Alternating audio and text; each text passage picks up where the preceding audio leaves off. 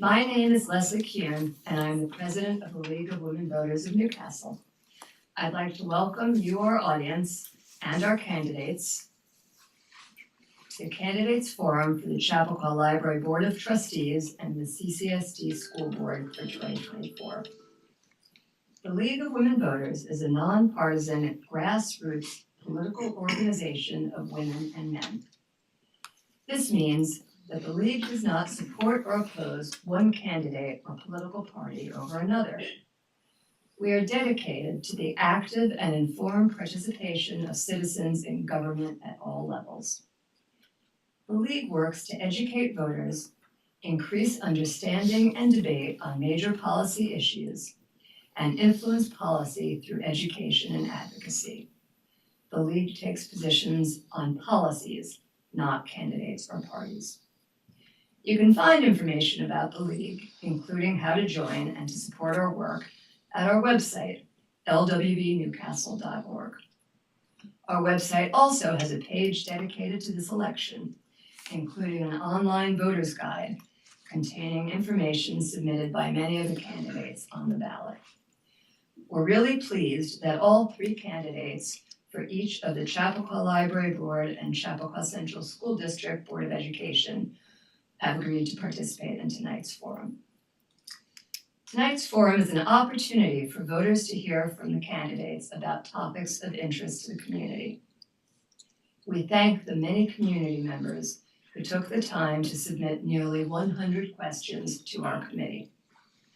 The committee worked hard to sort those questions into topics of interest and to compile a set of questions from those submissions to cover as many of the topics as possible. We hope that the candidates' answers to the questions posed will help voters learn about the candidates and their positions. We urge anyone with additional questions to seek out the candidates at one of the many meet and greet opportunities they are offering individually. This evening's proceedings are being taped by Newcastle Community Media Center and are being live streamed on YouTube. Thanks to Carrie Krams for facilitating and to Freedom and CJ for working with us this evening. A video will be available on demand at nccmc.com and through a YouTube link, which we'll share out tomorrow. All other recording of tonight is strictly prohibited. And we ask that any public sharing or rebroadcast of tonight's forum be in its entirety and unedited. Thanks to our timekeepers tonight, League members Mary Kirsch and Sheila Burnson. Many thanks to our moderator this evening, Douglas French. Doug is a former mayor of the city of Rye and a past president of the League of Women Voters of Rye, Rybrook, and Portchester. He currently serves on the Westchester County Board of Ethics and has been moderating for the League of Women Voters for 3 years. Doug will now take over the forum to go over the ground rules for tonight's forum, and then we'll begin with the library board.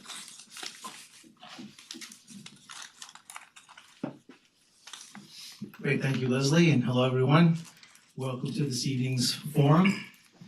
Thank you, Sheila and Mary, in advance. And thank you to the League for putting on this forum. Thank you to everyone here tonight. Thank you to those watching at home. And most importantly, thank you to the candidates. Stay involved. It's very commendable that you're raising your hand to serve the community. Keep doing it. You should be commended. So here are the ground rules for tonight. We have two forums. They'll each run about 45 minutes to an hour. We have a series of questions, as Leslie said, submitted by the community. We've drawn in advance the order of opening statements, and it'll be from your left to right with Allison, Sean, and Jennifer. We'll go in reverse order in closing statements. Jennifer, Sean, Allison.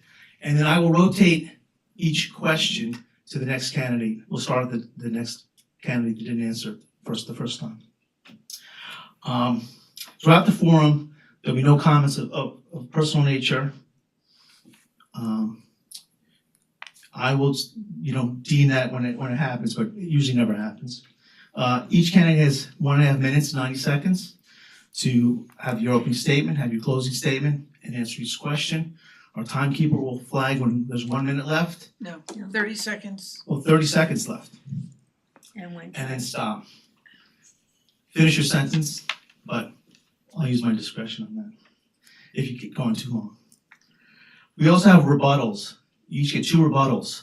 So we'll probably, in the next 45 minutes, get through about 6 questions, 6 or 7 questions. You get 2 rebuttals where you can rebut or expound upon your answer. After everyone has answered, I will then ask for rebuttal. You raise your hand if you'd like to rebut, and then I'll call on you. You have 30 seconds. Keep it tied to the policy or your position.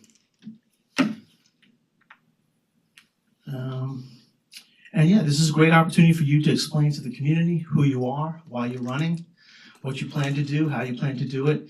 And it's a great opportunity to communicate differences in policy and your qualifications as to why you should seek this role, fit this role. Any questions? Okay. So let's get started with the opening statement.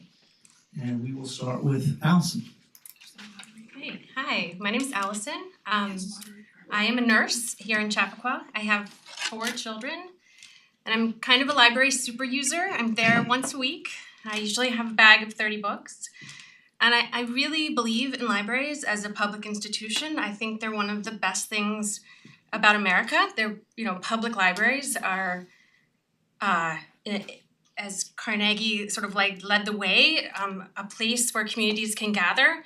We can come together as a community. We can listen to each other. We can find resources to learn things that we didn't know about or just new ways of thinking. I think they're really important, and I think they're more important now than ever. And a couple of months ago, I was driving to work, and there was an NPR story about a library board in the South that really worked hard to ban LGBTQ books. And they really succeeded. And it made me think, now is a time when we know we can always say it won't happen here, but it does happen in places. And it's what I'm passionate about. I'm never gonna run for the Board of Ed. I'm never gonna run for the town board. But I love libraries, and I love our library. And I'd love to serve my community in this way. All right, thank you. Sean, opening statement. Thank you for setting the tone. I think I agree with a lot of what you just said. My name is Sean Moranis. Thank you also to the League of Women Voters. We're here for a debate, obviously. But when I think of the term debate, I kind of think of competing visions or competing policy positions. I look at this role as a board member for the library very, very differently. Like she just said, I think that the library is really the crown jewel, if not one of the crown jewels of our town. It's an enormous asset that we have. It's an enormous asset that our children have. I look at the role of a library board member as somebody merely kind of guarding this crown jewel. I don't see any real changes. I think just keep doing what they're doing. They have an absolutely wonderful staff. We have a wonderful community who uses the library.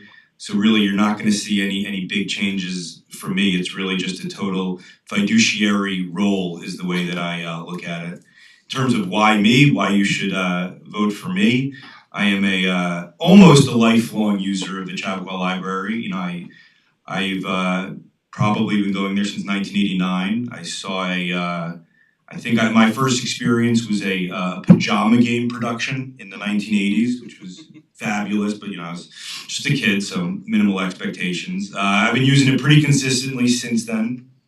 In terms of my involvement now, I live in town, I have 3 children, I'm there all the time, mostly for my children, but also for myself to a certain extent, and I think it's just a wonderful place that I love going, and I'd love to be more involved. All right. And have the opportunity. Thank you. Thank you, Sean. Allison. I'm sorry, Jennifer. My name's Jennifer Fahey. I'm actually on the Board of Trustees at the current time. My term ends in June of 2024. I stepped up together with 2 other board members in 2022 when we'd had a unfortunately fairly divisive set of events at the board level, and two resignations in addition to the retiring member in line with the trustee terms. And no one had thrown their hat into the ring. So the three of us stepped up. And I can truly say that while the role is, as with all board roles, fiduciary, absolutely, the importance of the collegiality and the level of discourse at that board level, the ability to collaborate and actually get things done is incredibly important. This town's lucky enough to have a fantastic library and a fantastic board of trustees currently. We brought in a new library director in 2024. So at this point in time, it actually is easy to step in and help chart the course of this library going forward. Thank you. Great, thank you, Jennifer. And I met with the candidates before we got started. We all agreed we would just do first names tonight, so hence the I guess formality, right? Lack of. Okay, the next first question in the series, again, you have 90 seconds. We'll start with you, Sean. The question is, why are you running for library board, and what skills will you bring to the board if elected? Not to repeat myself, but basically what I just said. I think it's an asset that I would love to be a part of, and I think that given my just historical involvement with the library, I think I have a pretty good sense of the role it serves in this town, the purpose it serves, and I think that, you know, again, the role, as Jennifer mentioned, and Jennifer obviously knows, the role is really just about an allocation of resources and you know, if I do making sure that the current officers and the staff of the library are, you know, using the budget as they should. So I think I have a fairly good sense of how the funds should be allocated and, you know, make sure that it continues to do what it's been doing for so long. Great, thank you, Sean. Jennifer, I'm gonna read the question again. No, that's fine. Okay. So by further means of introduction, I've been a resident of Chappaqua since 1995 and have had 3 children through the school system. I retired effective year-end 2023.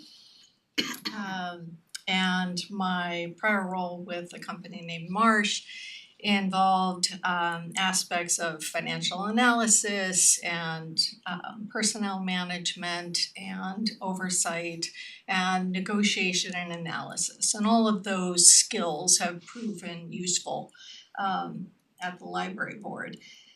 I've been, you know, I really think that one of the best ways to speak to why I'm a good candidate for taking a full term, having served this partial term replacing a resigned trustee, is all that we've accomplished just since 2022. We've introduced a new website. We've added a board personnel committee, recognizing the importance of personnel across our library and the importance of that staff. We've done things like post-COVID bringing in MERV 13 filters to ensure the staff and patrons are safe. We've reopened the children's program room and added a new study room, pulled an unused room out of staff allocation, made it available to the public. So some exciting things. Thank you. Right. Thank you, Jennifer. Allison? Hi, thank you. I've read all the minutes that I could online for since the January of 23, and I think it sounds complicated. It sounds like there's a lot of pieces that are coming together. And it's what I do all day as a nurse, is I'm listening to people, I'm listening to my patients, I'm listening to surgeons. I'm trying to bring people together and make sure we're talking the same language and that we understand each other. And it's what I would try to do at the board, is help people have dialogue and listen to community members and bring that, always about fostering community, even at the board level.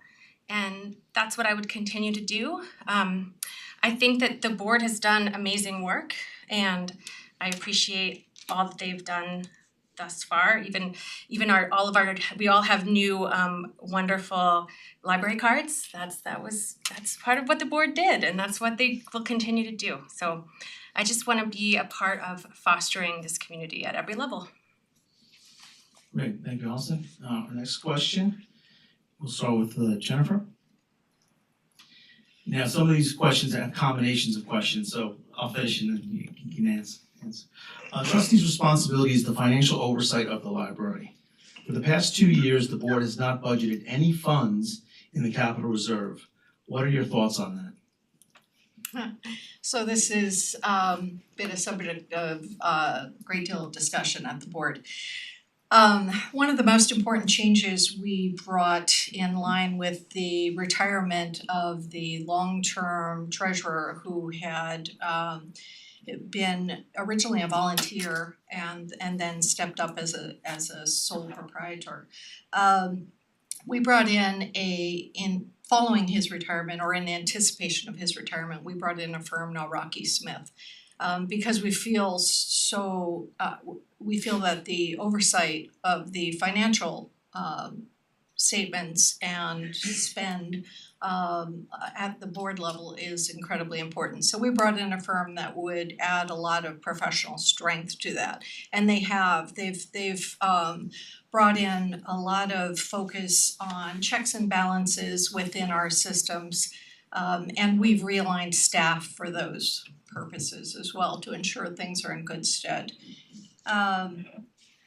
In terms, so that in addition to our professional auditor, PKFOD, I think adds a lot of strength. But I apologize, I wanted to make that point about the treasurer and neglected the question. Forgive me. Because It's, the board has not budgeted any funds in capital reserve. She could answer. it's okay. So one of the questions is we have a substantial capital reserve, and historically for the last few years the board had allocated 95,000. Just give 10 seconds on this, yeah, go ahead. Okay, 95,000 toward the budget from the capital reserve. We met with Rocky Smith, I'm sorry, that's why I wanted to highlight the fact that that was an important change for the board and the library. We met with Rocky and discussed what was an appropriate amount of funding as a percentage against our annual spend. Okay. And felt that the capital reserve is actually in very good stead at this Perfect, point. I'll give you each additional time if you want on the question as well, or, No, and look, well, we're gonna move on. The number 2 is going to be Allison, so I can reread the question? Please. Okay. And I didn't ask for rebuttal after the first question because I didn't think you'd rebut why somebody was running. You'll have rebuttal time after this question. A trustee's responsibility is the financial oversight of the library. For the past 2 years, the board has not budgeted any funds in the capital reserve. What are your thoughts on that? I mean, I think that as somebody going forward, and I know that the fiduciary side of things isn't something I have a lot of experience with, but I would collaborate, I would learn more about it as I went.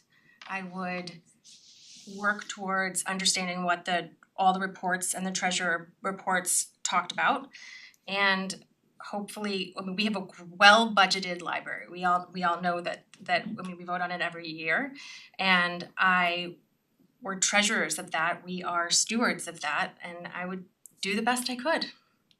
Great, thank you. Sean? so obviously I haven't been privy to the discussions that Jennifer has had with the auditors. And I have served on other boards before, and I'm a lawyer by training. I'm not an accountant. So what I have historically done in those situations is I rely on the auditors. I think if Jennifer, as she said, is saying that the library is fiscally sound in terms of the allocations to whether the capital reserve or the operating budget.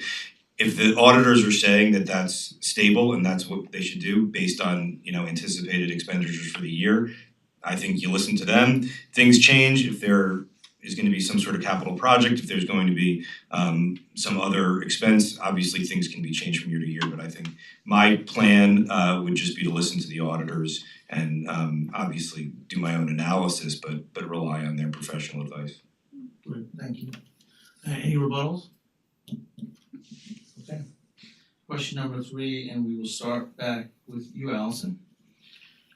What do you think should be the priorities for the library moving forward? And what do you envision the library to be in 5 years' time or 10 years?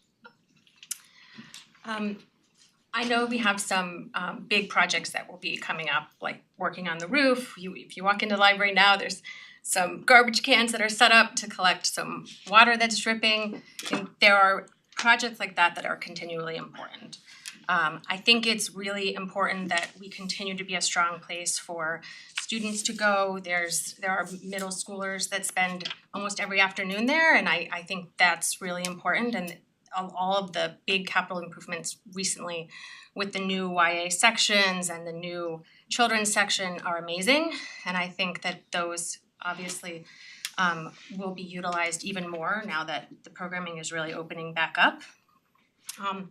And even small things like the seed program that's going on out front, I mean, those are amazing programs that I hope we will continue to grow and expand as a library.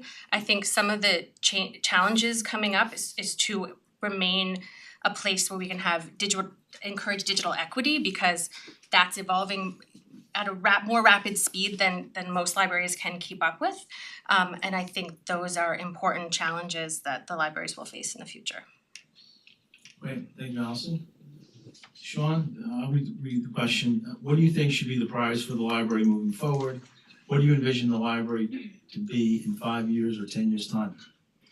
So the caveat to my answer is the role of the board, as I understand it, is really just financial oversight of the director and what they're doing. So I think that you have to really, if you want it to work as it's intended, really rely on your director and your staff to guide that to a certain extent. Having said that, since you will be involved and you do have obviously some substantive involvement just because you know where the money is going, I think it's almost impossible to predict, because my philosophy would be you're responsive to the community.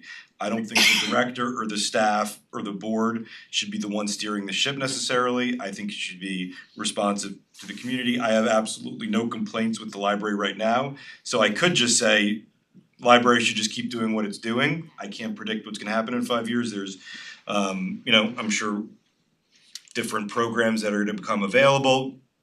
There's gonna be different speakers, all sorts of different resources that might become available. So I think as the library director and the staff and the board should just keep our ear to the ground, listen to what the community wants. Great, thank you. Jennifer, want me to read the question? No. Okay. No, thank you. Yeah. So I do have greater insight by virtue of having attended these meetings and been part of the discussion, but it's not just financial oversight, it's also, it's a very collaborative board with the library director. And I was trying to hint to that earlier. We have had periods of stress at the library where there have been moments of difficulty on an administrative basis, whether at the board level or with library directors. We've just had 2 very short-term library directors, and that was a real challenge for the board. And in that situation, the board could not sit back and unfortunately and just be a fiduciary. We had to be very hands-on to keep this very important machine rolling for the community. So that would be the one point I'd make. In terms of my priorities, I really hope that we're able to take the courtyards, which are incredible assets for the library and the community, and improve them. So that you brought up the seed program, for example. There's so much more we could do to make that space outside the children's area useful for children. The main courtyard for the program events, I've attended so many beautiful evenings, and we've got to be in line with ADA compliance and things. Okay, any rebuttals or more time? Great, thank you all. We will now move to question number 4. And this, I believe, is Sean. So, Sean. What is a library's role regarding content? And to what extent should the library board engage in review of programs or material offered? My understanding is that's not their position, that's not their role in terms of content, in terms of the books that are in circulation. So, you know, again, I have to do as the law states and as the law dictates, and as the bylaws dictate. So my understanding is you don't really have control over content, and I would be careful to a certain extent not to overstep my bounds. If something, obviously you have a line of communication with the director and it could be a discussion, but you don't have control over, my understanding is you don't have control over the content and the books that are on the shelves, so to speak. All right, thank you. Jennifer, same question.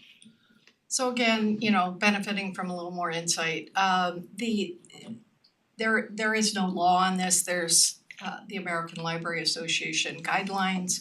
The library has policies, and Pam Moskowitz and John Harrison and George Benak have just done an amazing job with the new library director, basically reviewing every policy we have and bringing it current, and ensuring they uphold ALA, etc.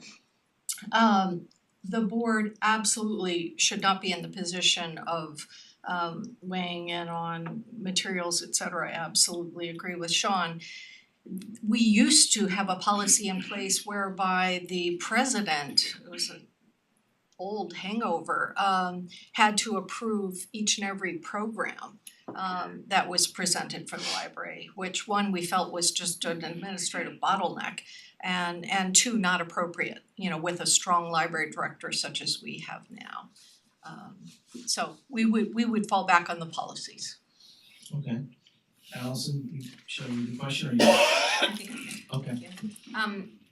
I mean, I agree with pretty much what they said. I think our library does a really lovely job of reflecting a variety of reading goals and characters in books.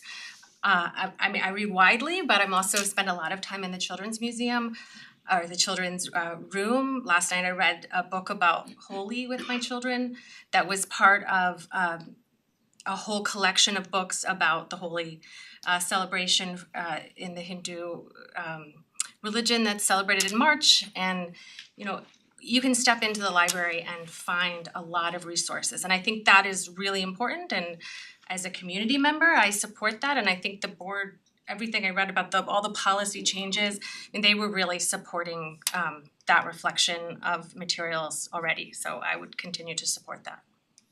Right, thank you. Any rebuttal time? I'll rebut just by pointing out that the library director, more to Sean's point, does come forward to the board and make a point if there's going to be a program that, you know, could have some controversy around it, etc. So, you know, they just sort of do a check with the board, but it's more a courtesy. Okay, thank you. Now we'll move to question number 5. And if my scoring is correct, I think we start with you, Jennifer. And the question is this: we live in a Chappaqua bubble. What would you suggest the library do to promote new voices and minority voices and experiences to expose our residents to global events, challenges, and learning? I actually feel, you know, in sort of seconding what Allison said, that our library does a fantastic job. And I don't take credit for this. This has been a long-term thing with our library of acknowledging and celebrating global holidays and events and history and current events. I struggle to think what we can do better except continue down that path of, you know, really celebrating diversity and inclusion. Great, thank you. Allison? I agree with that. I also think that, and I think probably we would all do this, I need to listen to my community. If there's a voice that doesn't feel heard, I would hope that they would come to me and let's talk about it. Let's find a path for you to feel represented at the library. And I think that's one of the best things that we could do is to just listen to each other. And I think the library, I've learned so much at the library, at this library in particular. I've seen speakers from all different walks of life, from different races, and from different classes, which I think also Chappaqua might help with the Chappaqua bubble even more sometimes. And I think we need to continue to be a part of that. And I think the library does do a pretty fabulous job, but we can always do better. Thank you, Allison. Sean? So I think there was reference made to a bubble. I think that if anything, I think the bubble of Newcastle, Chappaqua, Greater, and even more specifically, the library is a bubble of extraordinary inclusiveness and kindness. I grew up in Chappaqua. I then went to a large public university, law school in New York City. I was a prosecutor in the inner city for 6 years. So I think I've dealt with a wide array of different types of people, different types of backgrounds. My takeaway is I think the general Chappaqua community is obviously it's not the most diverse racial community, but I think it's the most accepting, open-minded community that I've ever really been around. I don't think there's any, especially if you look at the library, I don't think there's any shortage of access to different viewpoints. That's my experience. Right, thanks. Any rebuttal time? All right, and we will move to the last question of the night and then we'll go to closing statements. And I believe, Allison, we're starting with you. What do you think requires more funding at the library? I think there are some building expenses that are important. I know that they're underway, so I think that's a continuing process. The building itself is getting older, so I think that's important. I think any time that we can put more money much the teen community is really important because it's a really needed resource here, and there's not that much things for kids to do that are in middle school and early high school years, and we did before COVID there was more programming at that level that I know they're working to bring back, but I think that's really important. So I think also again listening to what the town is hoping for from their library. Are there, just like we have envisioned Chappaqua, like what do we envision from our library? And can we put money towards some of those things? Okay, thank you, Allison. Sean? Could you just read back the question? It was funds? Sure, yeah. What do you think requires more funding at the library? I think the library, the bones of the building in terms of, the footprint, I think is wonderful. There are obviously some minor maintenance issues that should be taken care of. I don't think that's gonna break the bank, so to speak. If you wanna, focus on one area where I think you should increase funding, like I think the programming is a real draw. Sometimes I'm driving down the street and you see what's coming up and it's just something super interesting. Obviously I got 3 young kids and a full-time job. I have limited bandwidth for library programming, but I think that it could be for people who have more time, I think that it could be a real draw for high school age kids, a positive thing for high school age kids, and also people whose children might be out of the house. So I think increased programming, to put it simply. And Jennifer? I'll fall back. Well, one, I neglected to point out that we do have roof issues, but happily we've got a 20-year warranty Yes. on the roof, so that will come into play, thankfully, for our community, because that would be expensive. So I'll fall back on the courtyard issues. I am such a fan of the programming that we hold in not just the children's area, but the main courtyard in terms of music and authors, etc. And to be able to make that space more accessible to differently abled and elderly patrons, to add some element of shading to, right now our stage, if you will, is crumbling concrete and doesn't have any sort of safety protection. So there are things that can be done to make that real gem even more beautiful, more useful. Okay, any rebuttal time, Ashley? All right, well, thank you, candidates, for the Q&A session. We will now move to closing statements, and we'll go in reverse order, starting with you, Jennifer. 90 seconds. Thank you. I have been honored to step in to serve the library in our community and welcome, bless you, the opportunity to continue to serve for a full term, and thank you all. Sean. Right, so I think given the role of the board and given the current, function of the library and where we are today, if you vote for me, you're not gonna be getting a candidate that's gonna be doing anything drastic. It's merely a responsiveness issue. And just keep doing what the library's been doing for decades at this point. And I'm excited and would be honored to have everybody's vote. And Allison. Well, first I wanna thank Jennifer, because I know that you've worked really hard and I appreciate that. And I would love to serve the community, and you'll continue to see me at the library. And my favorite book I read last year was Demon Copperhead, and I absolutely think the library is one of the best things we have. And I wanna work to support it, to continue to grow it, and to listen to what any of you have to say about what you want to see there.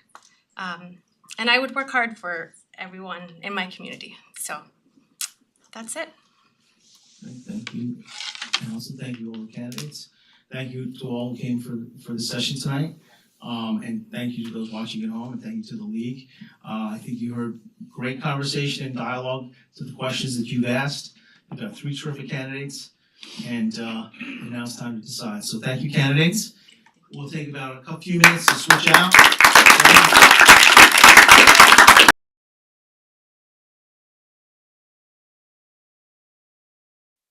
So welcome to the second part of our candidate forum tonight. This has to do with the school board.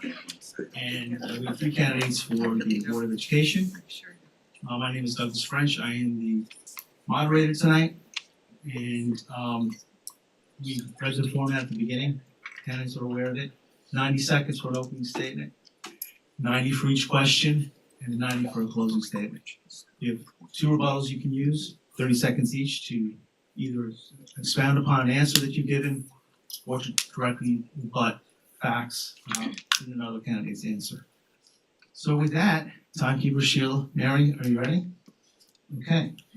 We drew by lot order of opening statements, and we have also discussed using first names. So Kaylee, you have first opening statement, 90 seconds. Thank you. Good evening. Thank you to the League of Women Voters for hosting this candidates night. A quick hello and a big shout out to my husband Q and my 3 sons watching from home. Hi. I'm Kaylee Huang, a proud mother of 3 boys ages 10, 13, and soon to be 16, actually on the day of the budget vote and election. I have lived in Chappaqua for 11 years, and for the past 3 years, I've had the opportunity and privilege of serving the community as your school board trustee, and currently the Vice President of the Chappaqua Board of Education. My commitment to providing the best possible education for every child remains unwavering. In addition to being a parent, I am an educator that brings extensive experiences as a classroom teacher, literacy specialist, and staff developer.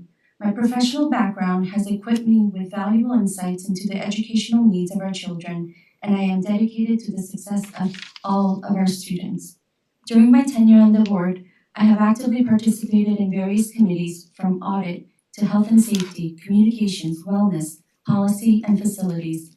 Additionally, I've served as a liaison to essential organizations such as Horace Greeley Foundation, Chappaqua School Foundation, and the Greeley Sports Boosters. I am grateful to the community for electing me 3 years ago, and now with your support, I seek re-election for a second term. Let's continue to build on the past successes and work together to listen, learn, and grow. Thank you.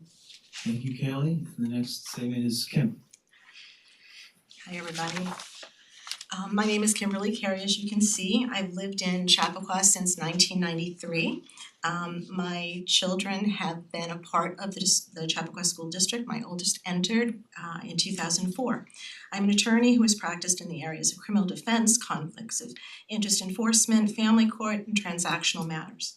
I've been active in many community activities, which I've found very fulfilling. I'm running for a number of reasons. First, I have 2 children who have been a part of the special ed program here. Quite honestly, when my first child was given an IEP, the district was awful when it came to special ed. When my other child required an IEP, I was nervous because of my previous experience. And I put her into a private school for a time, just to learn the strategies that allowed her to access her education. I was thrilled when under Christine Ackerman's watch, the special ed program had improved dramatically, and my daughter was able to return to the Chappaqua schools. While special ed is close to my heart, and as great as it is here, there's still room for improvement. However, please understand that my interest in special ed is not exclusive. I want to see all of our children succeed academically and emotionally. Second, I'm incredibly concerned about having SROs in all of our schools, especially the lower grades. I think our children should have a healthy respect for law enforcement, but I don't want the students desensitized to law enforcement nor their weapons. We all want our children to remain safe, but I do not believe that the presence of SROs inside our schools make anyone safer. There are other ways to do that. Okay, that's time. All right, thank you, Kim. Now, Tim. Thank you, League of Women Voters, for hosting this forum, and thank you, everyone who's watching. My name's Tim McNamara. I'm a husband, I'm a father to 3 young girls, and I'm a Greeley graduate. I grew up here, graduated in the class of 2000, and I had a really wonderful childhood. I attended Cornell University, I majored in computer science.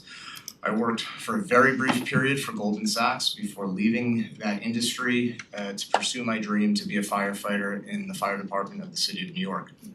I'm currently a battalion chief in the FDNY. This is my 20th year of service, with 3/4 of my career being in leadership and management roles. The personal and professional aspects of my life have made for such a wonderful journey, and that's why my wife and I decided to raise our children here. We hope that the values they'll learn in this community will give them the courage to lead authentic lives that are true to themselves. I'm running for the Board of Education to preserve that quality of education in our schools by making sure we continue to attract, retain, and empower the amazing faculty who will teach our children how to think critically and inspire them to lead authentic and fulfilling lives. Our teachers are the reason we moved here, and I am very proud to share that the Chappaqua Congress of Teachers has chosen to endorse me in this election. Thank you. All right, thank you, candidates. We'll now move to the Q&A portion of our forum, and we will start with Kim. And the first question: what do you think are our district's greatest strengths, and what do you think will be the biggest challenges in the next 5 years? We have a wonderful school district with high expectations, and the students here are prepared to meet them. I think there are some students in the district who may need a little bit more attention as to maybe their disabilities or the like, but I think we just need to continue along the same line. I am concerned, quite honestly, with the budget coming up and the tax cap. I don't want to see our children. I think our children can be served in other ways, in better ways. I don't think that it's necessary to really exceed the tax cap and strain what we have. I think we can find ways to redistribute what we have and continue to give our children the best of everything, because that's what we all of us want that, and to keep them safe. Thank you, Kim. I think that our district has many strengths, from our children, the students, our faculty, the teachers, the administrators. I don't think I would pick one particular aspect. They're all so important. But what I would, referencing the part of the question about challenges in the next 5 years, I do think that a stakeholder group that does need more attention is our teachers. Conversations I've had with some teachers is that they have felt that their expertise is not leveraged fully, that their firsthand experience in the classroom coupled with their knowledge of leading research hasn't been taken into consideration with some pretty major course changes and curriculum decisions.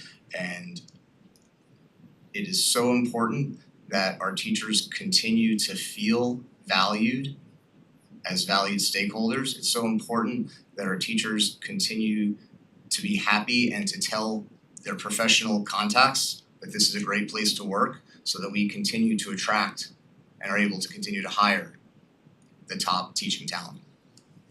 Thank you, Tim. Would you like me to read the question, or are you good? I think I'm okay, thank you. Okay, Kayla. The strengths of our districts are that we are a community that want to engage and that want to grow.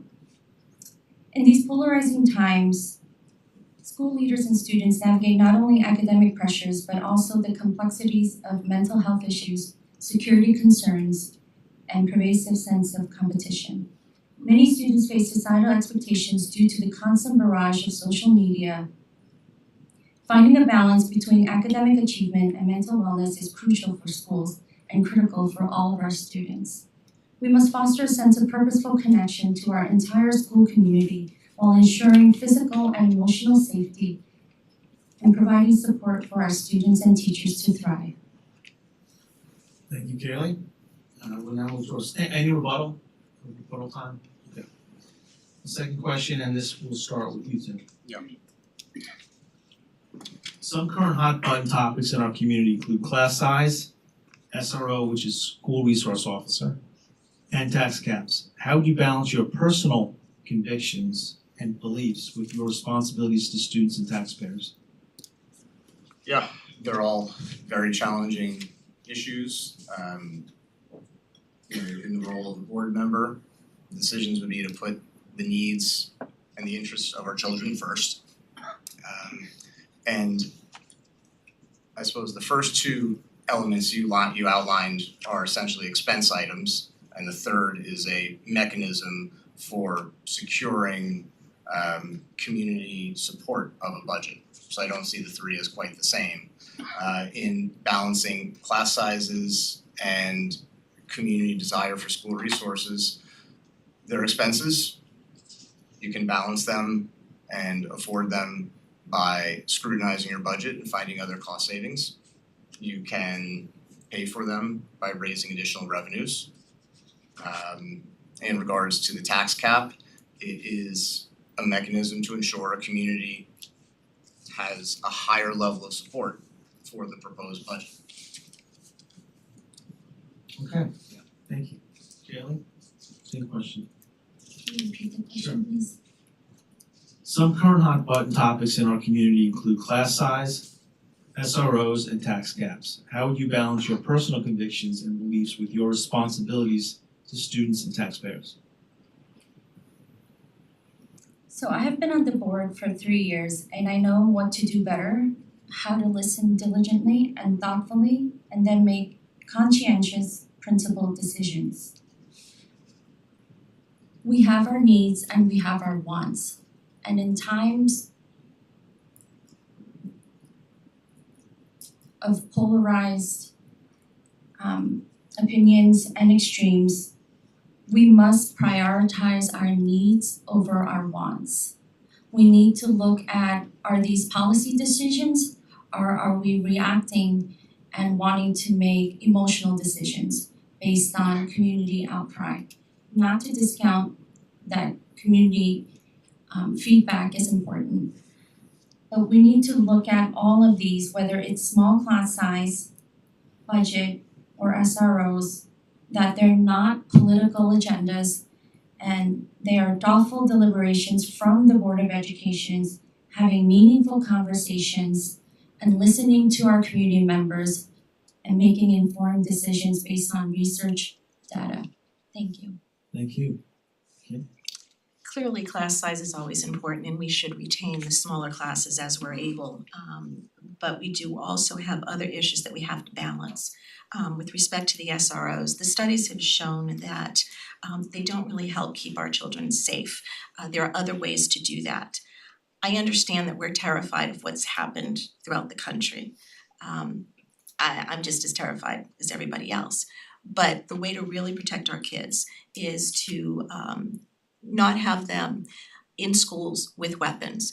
There are numerous studies that have shown and numerous reports that have come through that say that weapons have been left on the premises, they have been left on a desk, they've been left in a bathroom. The guns they have gone off on their own unintentionally. There are numerous stories about that. And I would like to avoid weapons in our schools. There are better ways to handle it.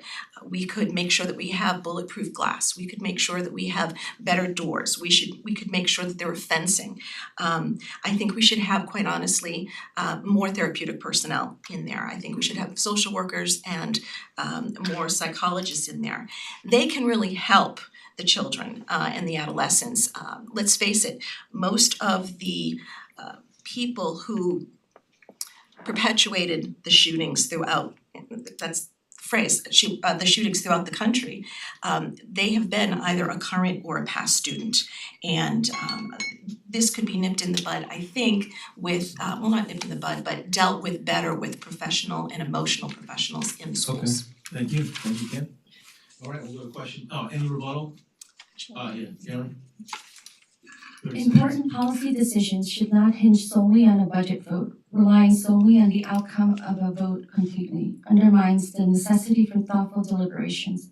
A budget vote, which essentially revolves around the question of whether or not to allocate a certain dollar amount, overlooks the broader considerations necessary for effective governance. Policy should instead stem from thorough board discussions informed by research and data, leading to a reasoned and rational outcome. Okay, any other rebuttal? Yeah, I'll use a rebuttal, just to expand on my answer. Your question was, how would I balance those personal convictions with those needs? And you do that by keeping sight of what our strategic objectives are and evaluating how any particular policy questions would either further accomplishing those objectives or not. Thank you. Yes. Well, okay. Does anybody here really know why the proposal is to go over the tax cap? Do we understand the reasons behind it? I don't think that's been communicated to us. Over the last 10 years, the enrollment in our schools has decreased and the budget has continued to go up. And I'm not saying that that's a problem. I am saying that we have to really look at each line item to see how things are being categorized, just to see if with the changes that take place within the district and the cost to the district are being amended and we can actually free up some funds and redistribute them. Yeah, 30-second rebuttal. Thank you. All right, we're at question number 3 now. And we'll start with you, Kelly. Each candidate has used one of their 2 rebuttals. Question number 3, Kelly, we'll start with you. How can the Board of Education understand and evaluate community opinion about different educational or school priorities? And is there a role for using surveys?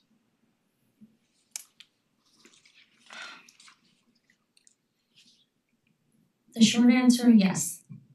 I think we can use surveys to collect data, but there's always going to be a group of people who will not be taking the survey. And surveying is just one way to collect data and one way to hear feedback.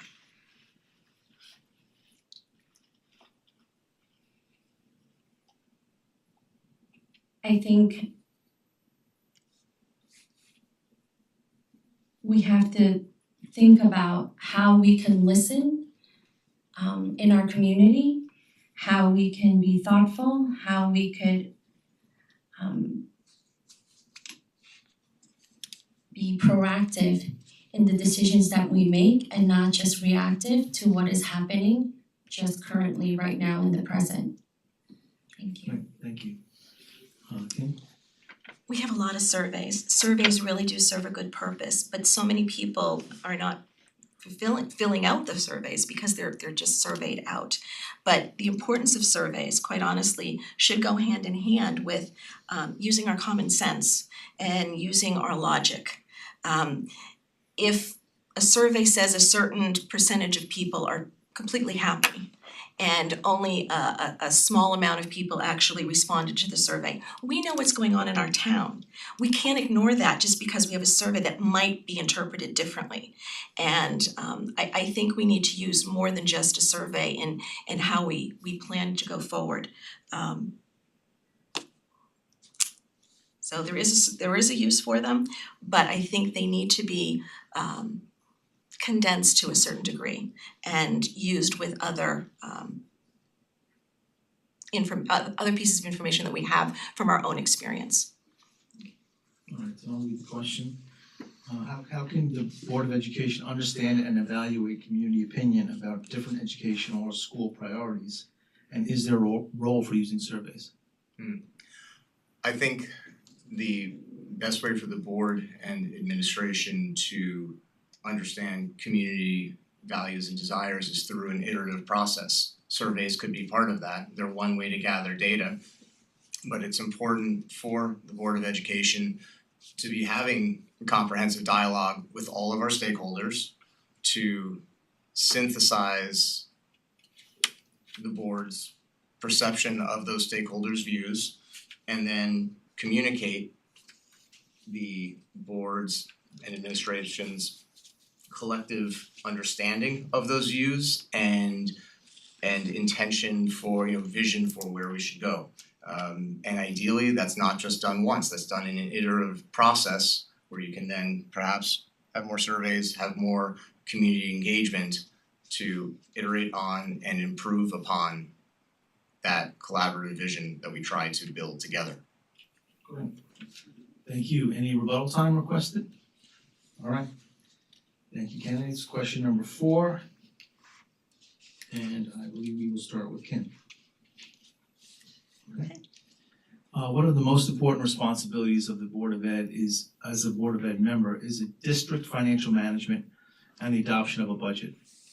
What does fiscal responsibility mean to you? Fiscal responsibility to me means reviewing the budget in detail every single year. Not necessarily rolling over the budget from the year before and just assuming that the same needs are there. I argue that they aren't.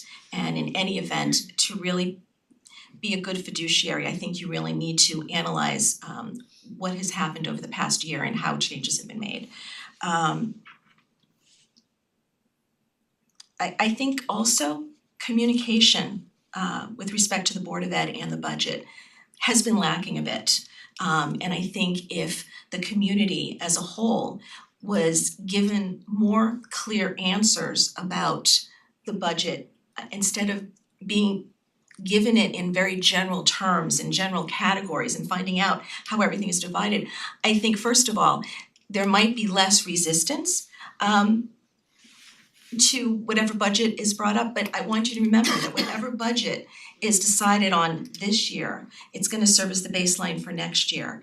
Now, the budget itself, I'm not running, the budget is a separate vote, I'm voting for the Board of Ed.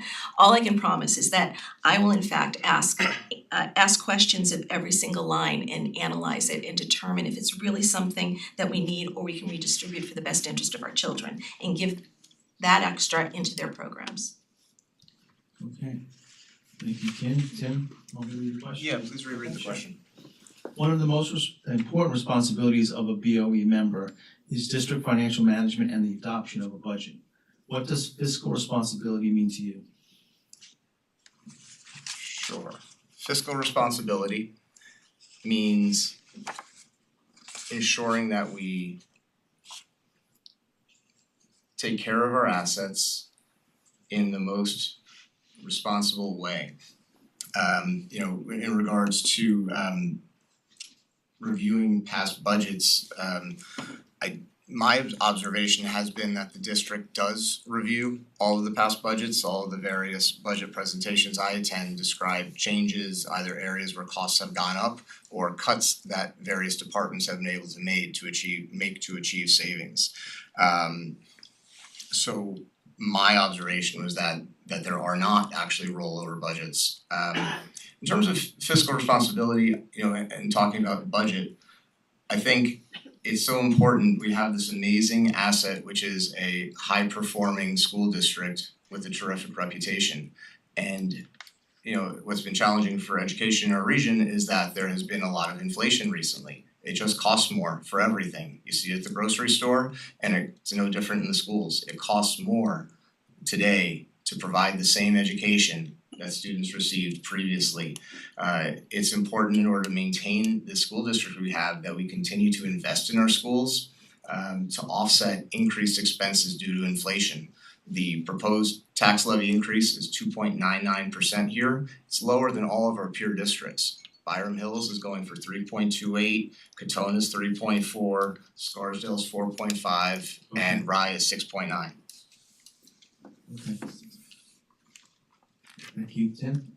Kelly, would you like to read the question? I think that would be Okay. thank you.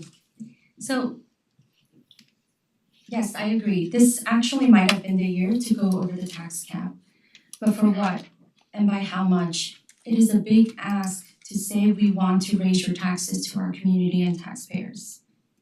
I firmly believe we can achieve greater fiscal responsibility while maintaining the quality of education and programs our students deserve. We could have done better.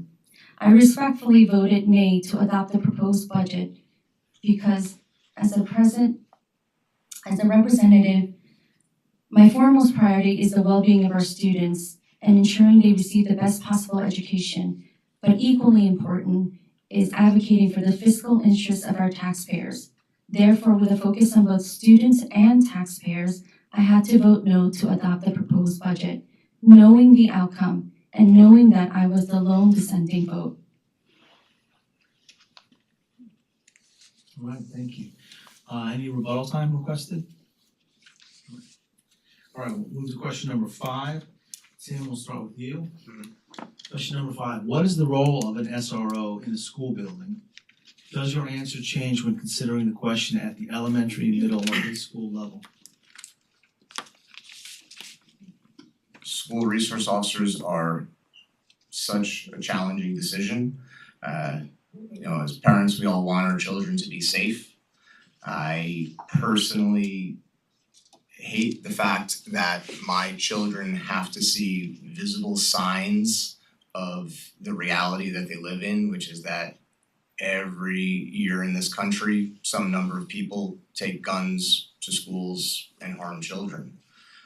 As a fire chief, a technique I've found useful is to imagine that a bad outcome occurred and I'm speaking to a family member of a civilian or a firefighter who was killed. And I'm saying, I'm so sorry for your loss. Here are the things we did and here's what happened. And I need to feel really confident that it took appropriate steps to account for that possibility. And that depends on cost in terms of resource availability.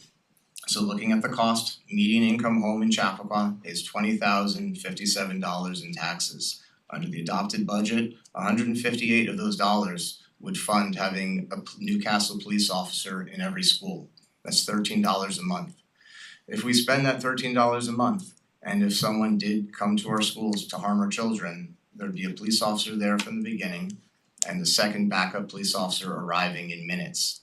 If we don't, someone will be harming our children for several minutes until that first police officer arrives. Okay, thank you. Now moving to Kaylee, read the question, or? School resource officers. SROs does not solely define safety and security. It cannot define safety and security alone. Safety is paramount. The questions we should be asking is not, do we want an SRO, yes or no? The more accurate and appropriate question should be, are our schools safe? Will SROs raise the level of security in our buildings? Will they aid in identifying students in distress? Are our schools safe? How can we make them even safer? What systems and procedures have we implemented to strengthen our security? What does research show? What is our community saying? What are the next steps? Security audits, security surveys? Is having a designated SRO the next layer to increase safety and security? In 3 years, I was the only board member to be able to attend the NISBA conferences and listen to experts unpack school shootings like Uvalde, the best practices, what worked, what didn't work. Thank you. Thank you, Kim. I understand wanting to protect our children. I just don't think SROs are going to do it. They can't. How can we expect a sole person with a typical weapon, a typical gun, to be able to fight against someone who comes in with an assault weapon? That doesn't make any sense. And what we've seen across the country is people who are supposed to fulfill that role have taken off, terrified, because they know there's no way that they can handle the situation individually. I already went over the safety measures that could be done within the schools, bulletproof glass, et cetera, but with respect to the SROs, their presence can actually contradict what people are saying as far as them being productive. They can actually have a negative effect. It has been studied and shown that the presence in the schools can contribute to suspensions, expulsions, increased absenteeism, decreased graduation and college entry rates. It also disproportionately affects the marginalized students and students with disabilities. I think we have to think about that. We can do other things to directly make our children safer on the grounds. We don't need an individual person going in there with a weapon that could be discharged unexpectedly or be even taken out of the holster by a student. All right, thank you. And we're about halfway through. I'm gonna ask any rebuttal time. I'll use rebuttal. I'll rebut that, yeah. Yeah, you can give us context. Yeah. We've done about 5 questions. We have about 5 or 6 more, so we'll probably get through all the questions. So this will be your second and last. Okay. Realize, just nationally, there are very widely varying implementations of what a school resource officer is. So looking at observational nationwide studies has some usefulness, but it's also important to think about just what is the situation here. It's a town of Newcastle police officer, that's who it is. So whether it's a town of Newcastle police officer who's stationed at a school in the role of a school resource officer, or it's just someone responding from their patrol, it's from the same group of people, it is the same type of personnel. Spoken with Chief Carroll, and he had shared a commitment. Just finish the sentence. He shared a commitment to make sure that all of his officers continue to receive the highest levels of training, which is what most of the best practices show. Okay. Any other rebuttals? Not at the moment. Not at the moment. Okay, thank you. All right, so now we will move to question number 6. Thank you, candidates. And we will start with Kaylee. The question is, how can the board ensure that the issues raised by the recent special education audit are addressed? Are there changes to our district's special education services that you would advocate?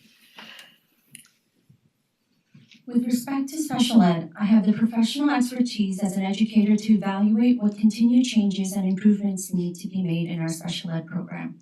The district conducted a special ed audit in 2021 and have really worked hard to make positive changes. As an educator, I have knowledge about a whole range of children, student needs beyond my own 3 kids. We have professionals and experts, partnerships with the CPTA, Special Ed Committee, and credible parent groups. We must continue to build strong relationships between the special ed department and the critical partnerships we have with our community of advocates. Learning disabilities falls on a continuum, mild to severe. We need to examine our tiers of intervention, remediation, and support services. We look at our curriculum choices for general ed, and we must consider our special ed students with IEPs and 504s. Tailoring instruction, meeting kids where they are, differentiated learning, support systems, classification processes, providing services, all for students who may be excelling or struggling. One size does not fit all, nor fits most. Every student, each student, all students must be given the same level of care and attention to be successful in their learning. Thank you. I agree with that to a certain extent, but special ed, there are things that can be improved. As I said, I had a very bad experience with special ed in my first child's academic career. The special ed we have now, they're wonderful. I can't say anything against them. They're incredibly supportive of the students, helpful to the students. They really put the student first now. However, there's still things that can be done. An example of others, but an example, dyslexia. It's more prevalent than people would like to know, like to believe. And if that's determined, if it's diagnosed in the younger grades, which it usually is, if we had the appropriate credentialed teachers teaching in the proper methodology, we could actually help those students get back on a normal path within a couple of years when you deal with them at that age. We don't have that. We don't have a group of teachers who are even certified in either of the methodologies right now. I know that there is a goal to have some teachers go through the first level of Wilson, but this is a long time coming, and these students are still smart. They just have a different way of learning. And quite honestly, the method of learning for those students is just as good for the rest of the students. I think it should be throughout the school. But that's just one example of how we can continue to move special ed forward. Okay. Tim, I'll read the question, or do you? Please repeat it, yeah. How can the board ensure that the issues raised by the recent special education audit are addressed? And are there changes to our district's special education services that you would advocate? Yeah, an area for improvement in our special education services is to reduce the number of out-of-district placements. Every child here deserves to go to school in their community, where their families are, where their friends are. And we have students who are sent to nearby peer districts and are able to receive instruction. And I would like, if elected, to move our special education services to reduce the number of out-of-district placements so that our children can be here. From a management perspective, the way you do that is by identifying metrics that you want to see progress on and communicating that clearly to your subject matter expert, to your superintendent. Really clear, black and white metric is number of out-of-district placements. We could set a goal to reduce that and ask our superintendent, Dr. Ackerman, for her plan to accomplish that. Thank you. Rebuttal? Yeah. Yeah, Yes, please. please, your second. Out-of-district placements are not as readily available as one would think. It's actually rather difficult. Quite honestly, I argue that the majority of the people in this town whose children have learning issues that are not being met within this district actually pay for private school because they cannot get out-of-district placement. I've experienced this personally. And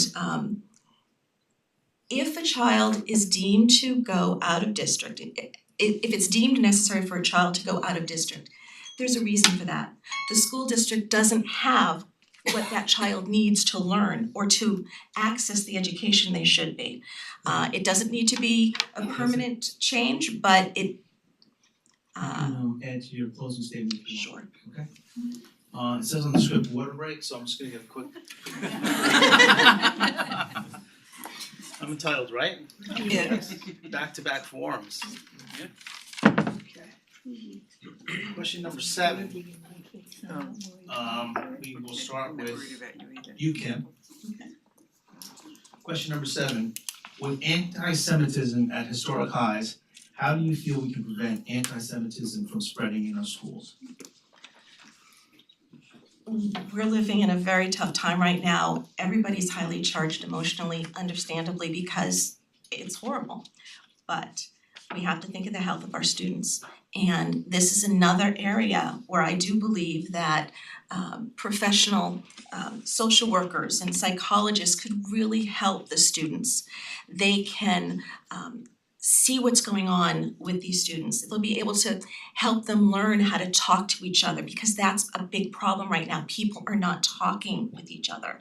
And to have a professional on the school grounds to help these students learn how to do this not only helps the situation we're dealing with now, but it only prepares them well for proceeding in life. If you cannot communicate effectively and try to understand where everybody's coming from, it's gonna be a difficult road for you. Tim? Yeah, could you repeat the question? Yeah. With anti-Semitism at historic highs, how do you feel we can prevent anti-Semitism from spreading in our schools? Yeah, I think the one way to accomplish that is through continuing to teach our children how to think critically, to make sure that our students are exposed to, have the skill in evaluating sources, in evaluating narratives, so that they can discern what information they're being presented either through school or at home or through social media. They can discern what information to trust, what information to seek verification of. I think another area is to cultivate social confidence. So much bullying and so much hate speech often seems to stem more from social, essentially people establishing social hierarchies, and having more collaborative, healthy social interaction will resist that. Great, thank you. Kelly? Anti-Semitism, there is no place for that in our schools, period. It's like asking the question if we allow hate speech in our schools and buildings. We do not allow that. It's not okay. It's about continual reflection, conversation, listening, and asking questions to make every student in our district feel represented, seen, and heard. The DEI work we have going in our district, I think it's important to know that performative DEI is unacceptable, and anti-Semitism belongs under our DEI work. We can do better. There's so much hate in this world. I don't know why we need to have blanket statements regarding hate and which groups of people we want to support and we want to love and we want to protect. I think we can stand with our Jewish students as well as our Arab students. There is no reason why we cannot just stand up to hate. I don't understand. There's no room for that. We won't allow it. Okay, thank you. So continuing, question 8 is along the same lines, and we will start with you, Tim. Okay. How do we ensure that all students in our community feel safe, supported, and ready to learn?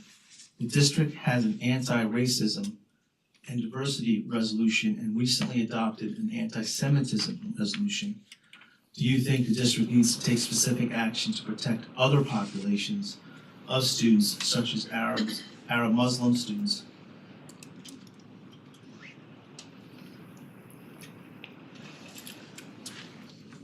I think that we need to protect every student. Every student needs to feel safe. The inclusion and belonging survey results from last year were recently released. I think that the administration is taking an appropriate management approach to this challenge of making sure all our students feel that they belong. But a challenge with that data is that it is hard to discern if particular interventions are helping our students feel safer or that they belong, or if the changes we see in that survey data is just reflecting global background, or which particular intervention might be having the effects we want. So I would ask our administration if they're able to drill down more on data to try to associate groups of survey results with particular variables, such as whether, for example, students who had more contact with curriculum that was supported by our inclusion and belonging professional developers, if those students seem to have a greater increase in inclusion and belonging, that would tell us that intervention is working. If we could compare survey results from students in larger or smaller class sizes, we could try to identify which variables to push. Okay, thank you, Tim. Kelly, I can reread the question? No, I'm okay, thank Okay. you. DEI, we can do better. And for the elephant in the room, I am the only currently sitting minority board member. And I'll repeat this, I think it's important to note that performative DEI is unacceptable. DEI work and initiatives need to be ongoing. It can't just be about hiring someone, buying a book, going to a workshop.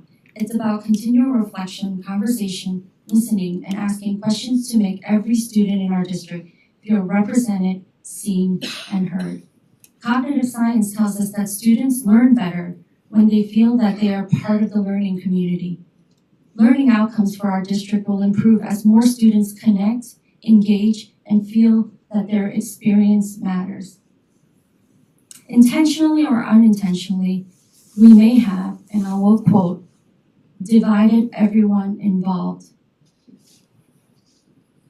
That was a quote from a Curly student. We can do better. Okay, thank you, Kelly. Okay. Can you read the question one more Sure, time? please. How do we ensure that all students in our community feel safe, supported, and ready to learn? The district has an anti-racism and diversity resolution and recently adopted an anti-Semitism resolution. Do you think the district needs to take specific action to protect other populations of students, such as Arab Muslim students?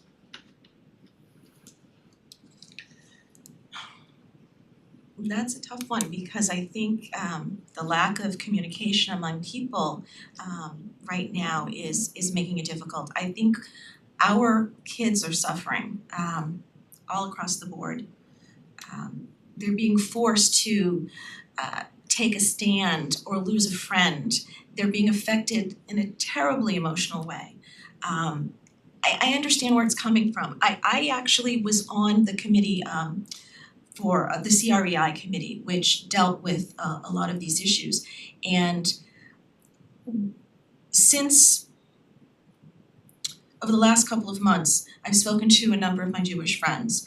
And one thing that we never actually had thought of, quite honestly, with the CREI, we did not have a Jewish member on our committee, but we weren't responsible for appointing that person either. However, I've learned a lot from my Jewish friends about their history, and I never thought of them, quite honestly, as a minority given where we live because we look alike. We all look alike.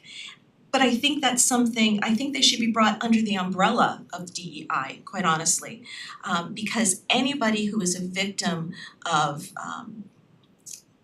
what they're going through, what our Muslim students are going through, what our Black students are going through, Hispanic students are going through, they all need to be supported. And I think communication is going to be a great part to that support. And we need to teach them and give them a space to do it that's safe. Okay, thank you. Well, okay. 3 more questions and then we have a closing statement. Okay, so we will start with Dr. Kelly. What role do you think the BOE should play in curriculum decisions? What about the role of parents? parents. So what role do you think the BOE should play in curriculum decisions? What about the role of parents? So curriculum review is really not the Board of Ed's job, but with that said, we had a situation where we needed to look at a specific unit of study more closely or a program closely.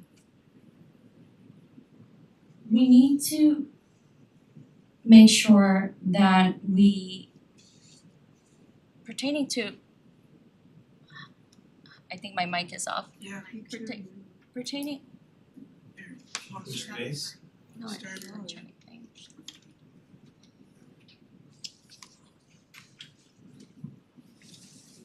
Base maybe? How about your mics, Kim? Mine seems to be fine.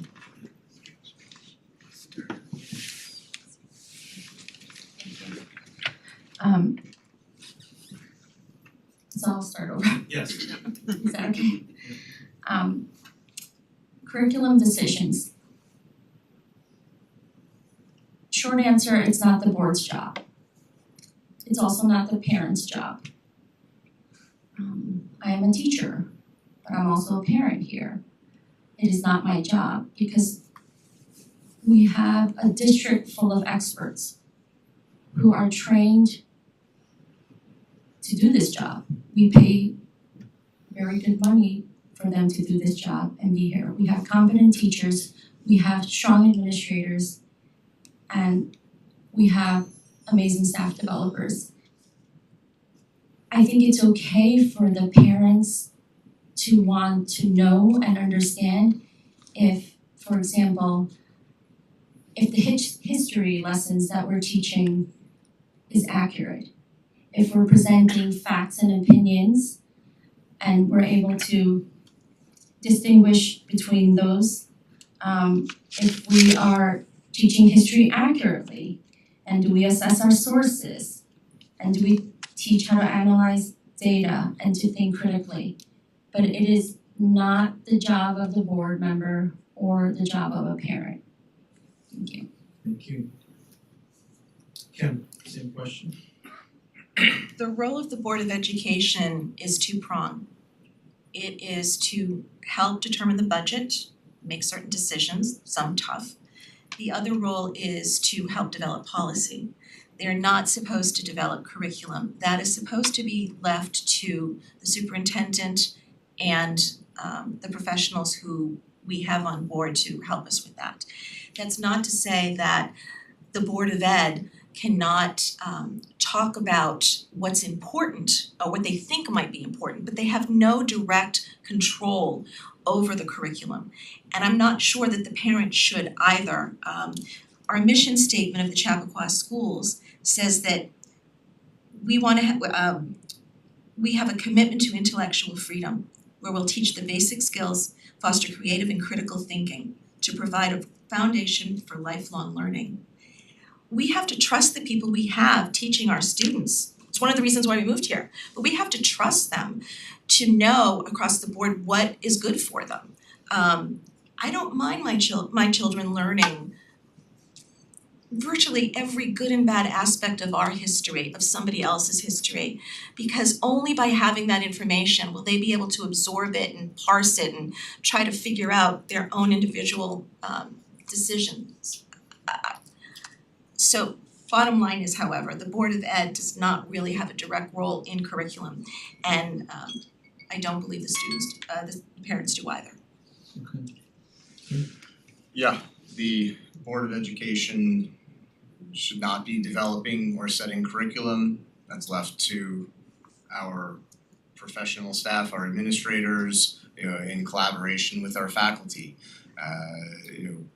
Parents' involvement, parents should absolutely have the right to question elements of either curriculum or sources, and we have a process for that, and there should be a policy, and there is, to handle those questions in a fair and balanced manner. And if the question is, has sufficient merit then to trigger that policy, then our faculty and administrators should evaluate, and my understanding is this is the policy and I would support it. Our faculty and administrators would then evaluate that curriculum resource and make their determination as to the appropriateness of that. Again, with the fact that a question or complaint had been lodged having no bearing in that decision. Okay, thank you. Question number 9, and this one we will start with Yukin. Okay. No. Question 10. We'll start with Yukin, that's correct. Is this the last one? One more. We have 2 more and then the closing statement. We're making good time because your answers are very succinct and to the point. Other debates go on, people use their 90 seconds plus.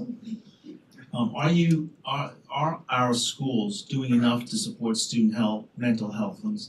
Are our schools doing enough to support student mental health? And is there too much emphasis on academic rigor when determining staffing and budget priorities?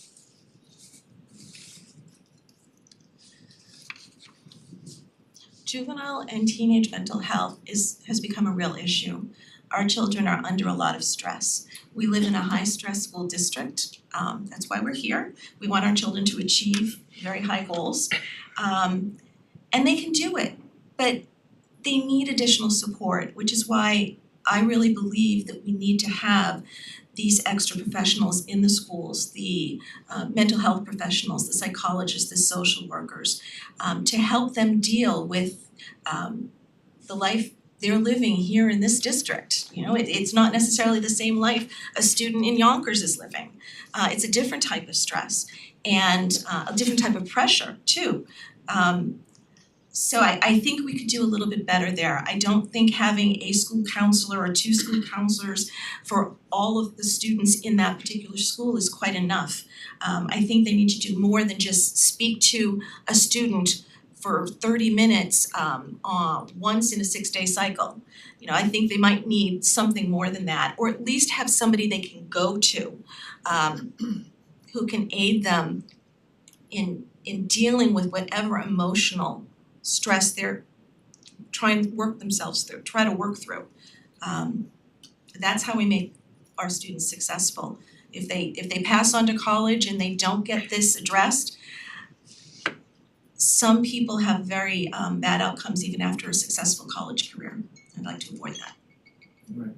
Tim? I think we need to be very mindful of mental health. Recent years, there have been curriculum and course changes to push rigor down into middle school, to open up 8th grade math for all. And in making those decisions, I think that we have to be really careful to make sure that we are attending to the emotional needs of all our students, including those who maybe now feel pressured to take the more the 8th grade algebra instead of taking the standard 8th grade math that might have been a more appropriate fit for them. Structurally, following with that example, we don't run a section of standard 8th grade math if we have less than 10 students. Right there then creates a pressure on students to not choose that. That course should be available no matter how many students want to take it. Chasing more APs and more rigor is not necessarily best for all of our students, and we should be establishing metrics and ways to measure the way that our curriculum and course changes are impacting our students' mental and emotional health. Gil? Loneliness, bullying, depression, isolation, not being connected, not feeling heard, not being seen, hurt, pain. These are all one of many issues our students are struggling right now. We must give our students the care and attention they seek and they need, especially now where we are just coming out of our COVID years. So much has been lost, disrupted, removed, and sacrificed. Where are the gaps? How can we close the gaps? We must normalize the conversations around mental health and wellness. We need to be intentional in our observations and asking the right questions. We need to build good habits and celebrate the good mental habits. Again, we need to do better, and we can do better. Do we have designated school psychologists? How many guidance counselors do we have in our district? How does the guidance department work in partnership with our students, teachers, and the home? Great. Last question of the night. And we'll start with you, Tim. Is there anything you would propose to improve district transparency and communication with the community?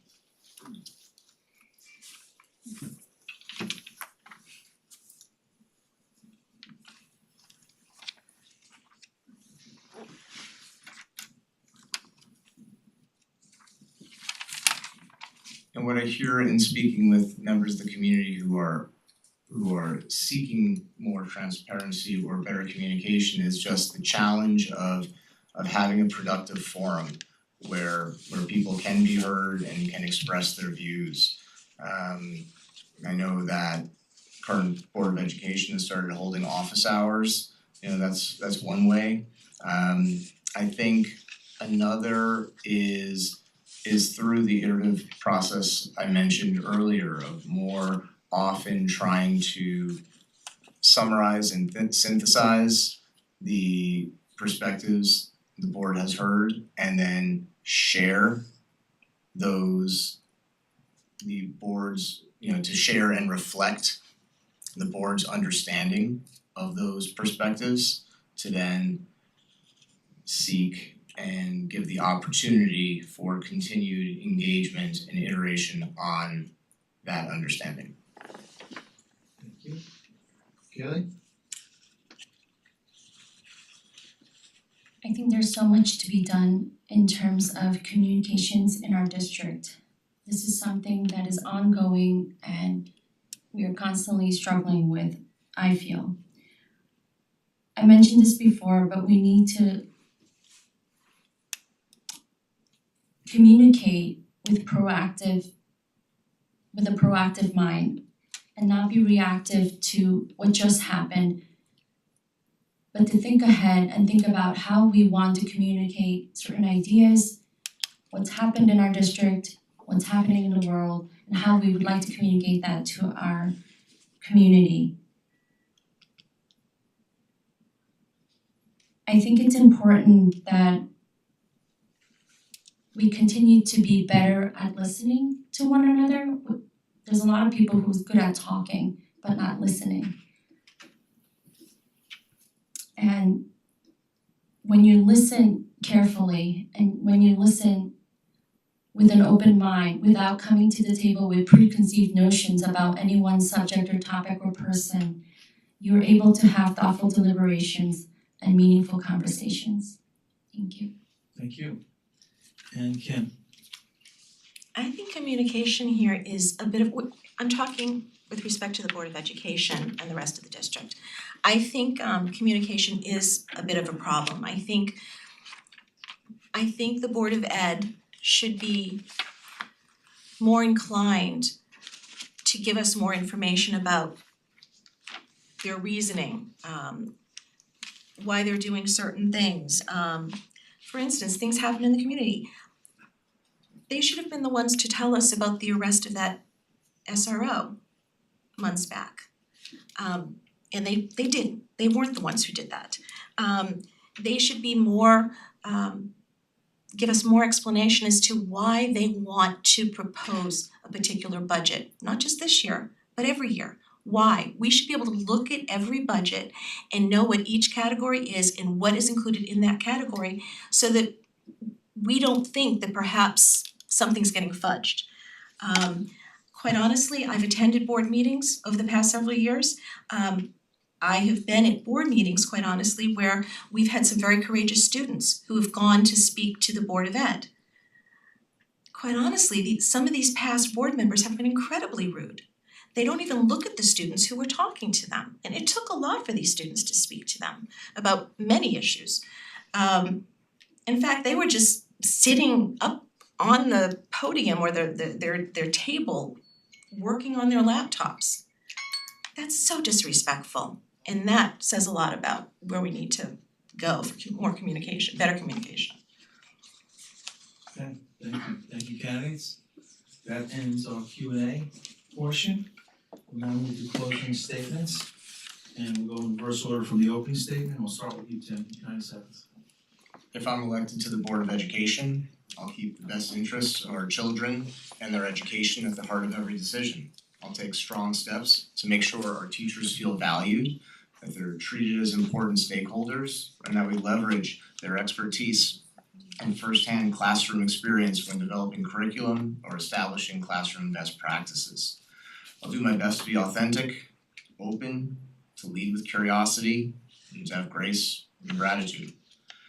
I'll be a steward, trying to preserve and expand on the magic of this community, which I first moved to with my family 39 years ago and love.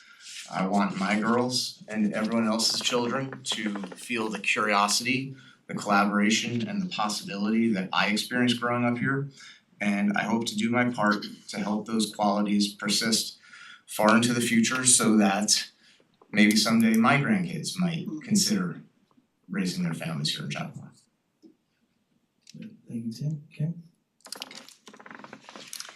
I've been privileged enough to sit on the Board of Education for a Special Act School District for the last 2 years, the Greenberg North Castle Special Act School District.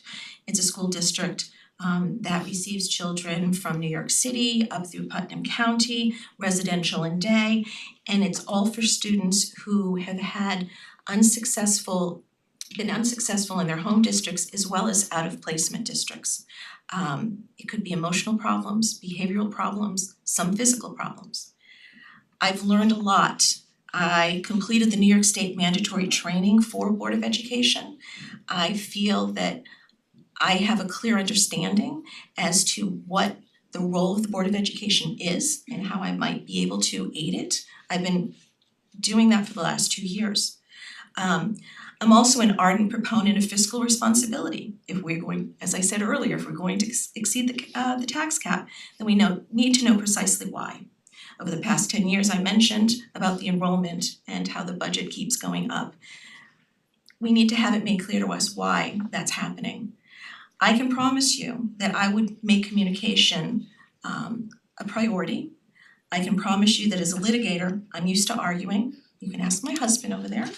And I can be that squeaky wheel who can ask all the questions that you may have. Thank you, Kaylee. In closing, again, I would like to thank the League of Women Voters, my fellow candidates, and the community for joining me here this evening. Tonight, you came out and are tuning in because you care. Our children, their safety, the education, and the budget. As we approach the upcoming election on May 21st with one open seat, my seat, I ask for your support in re-electing me to be your school board trustee. Balancing fiscal responsibility while ensuring every student receives a quality education is a challenge I take very seriously. With your continued support, I will prioritize accountability, partnership, and serving all students while understanding a range of community interests. Together, we made significant strides forward and learned how to pivot to navigate challenges, always with the well-being of our students and faculty at the forefront. As a teacher and a mom with 3 children of my own in 5th, 8th, and 10th grade, I bring firsthand understanding of diverse needs and perspectives across our district. I am committed to fiduciary obligations to all of our taxpayers and not only the ones with school-age children. I bring experience, understanding. I come with a posture to serve and lean into the needs of our community, our whole community. My work here doesn't feel finished. I still have a lot that I want the district to accomplish, and honestly, I'm probably a better candidate today than I was 3 years ago. Please mark your calendars for May 21st to re-elect Kaylee Huang as your school board trustee. Kaylee Huang, I'm first on the ballot. Thank you. Great, thank you, and thank you all our candidates. Great discussion tonight. Thank you for raising your hand to serve the community. You should be commended, and thank you to the audience for coming tonight. And those watching at home, thank you to IT in the back. They had a little outage, but we worked through it. And thank you for our timekeepers. And thank you most importantly to the league. It's important to know that the league really plays an important role here in the community and across the country. It works to register voters, educate voters on the issues of the day, protects their right to vote, it's vital strength of our democracy. Your local league is made up of volunteers who devote their time and energy. Your participation and assistance is always welcome, and your financial contributions will be appreciated. Remember, this is a league slogan. Remember, democracy is not a spectator sport. I encourage everyone to vote. Thank you and have a good evening. We just want to thank Doug for your excellent efforts keeping the forum running smoothly. The league wants to thank all of the candidates for taking the time to share their views with our community. We hope all community members will exercise their right to vote Tuesday, May 21st from 7 a.m. to 9 p.m. at the Horace Greeley High School gym or through an early mail ballot available from the district clerk, Lisa Elsner. Thank you and good night.